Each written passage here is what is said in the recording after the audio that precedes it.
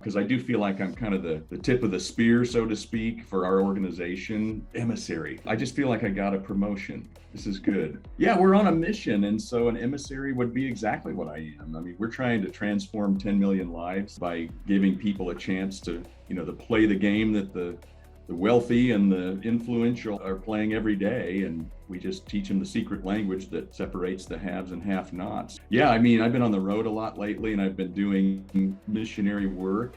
Yeah, emissary, I like it.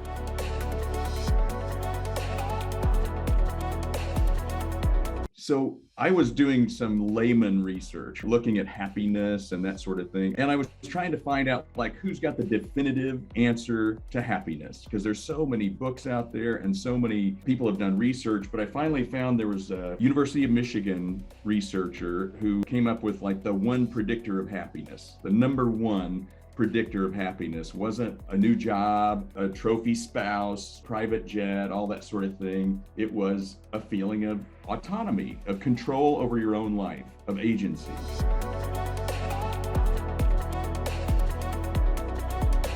A lot of people never feel that they're in control or that they have any freedom. And all I want to do is, wow, if someone could have told me that financial literacy and having a little bit of business acumen, understanding how money worked, how the system worked, would have given me so much freedom. It's incredible. So I hope I'm answering your question in that roundabout way that I'm so good at, which is, what if we could teach people? The fact is, you know what? Dave Ramsey says money will not make you happy. We know this. It just makes you more of whatever you already are. So the wealthy, the rich, that sort of thing. If you're a jerk, more money is just going to make you a bigger jerk. If you're a philanthropist, if you're generous and loving, and it's hopefully going to give you more opportunity.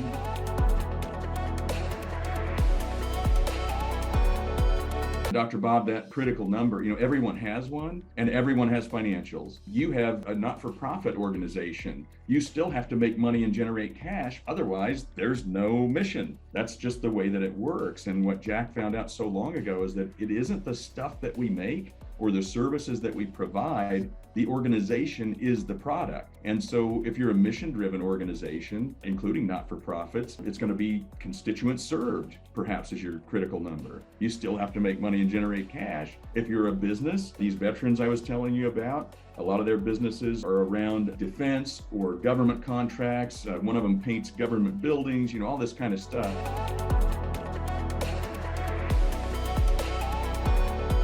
The thing is that oftentimes leaders believe that they're the only ones with the answers, the only ones with a big idea, or maybe they don't even believe people care or could possibly learn business. So it's fear, number one, that will they find out how much I make? And what the reality is, Dr. Bob, is that it's hard to make money in business. And your people don't know it. And I don't mean your people do. In general, yes. But in general, folks don't know because all their information comes from movies and TV shows and the internet, and it's all wrong and it's all misguided. And it seems like, there's just a few people making all the money when in fact it's difficult to make money.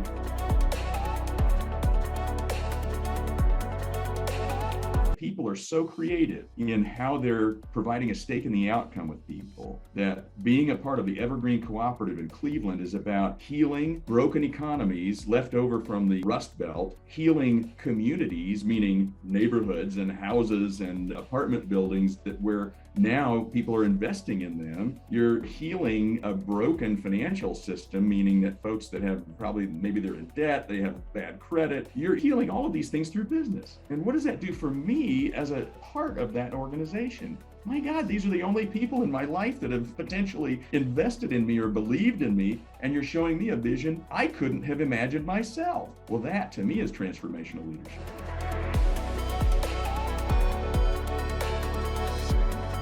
I think that if people could understand that business is not evil, money is not four-letter word, that being a capitalist can be the most impactful thing you can do. I don't know if you read in the Wall Street Journal this past week, Yvon Chouinard from Patagonia. Okay, so Patagonia is like the outdoor clothing line, and they've been around. I sold them when I was in college. It was just a cool new brand out of California, and this guy, Yvon Chouinard, was a climber like me. I thought, wow, this is great. Well, now now it's worth millions and millions and millions of dollars, and he's basically turning it over to a trust. And then that trust will feed out money for in his case, climate change initiatives. What my point is, for him, capitalism became a lever for a tremendous cause that he believed in.